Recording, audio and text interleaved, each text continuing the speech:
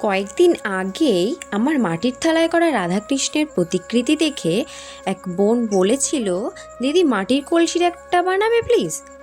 আমি ভেবেছিলাম যে ঠিক আছে, একদিন তাহলে এটাতেই করা যাক। যা ভাবা তাই কাজ।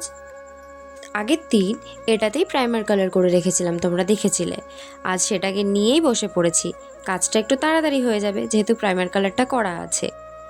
কি করব ভাবতে ভাবতে যেটা মাথায় আসলো সেটাই করলাম, আর আমার যা ভাবা তাই কাজ। আমি জানি আমি একটু বেশিই কথা বলি, কি করব বলো।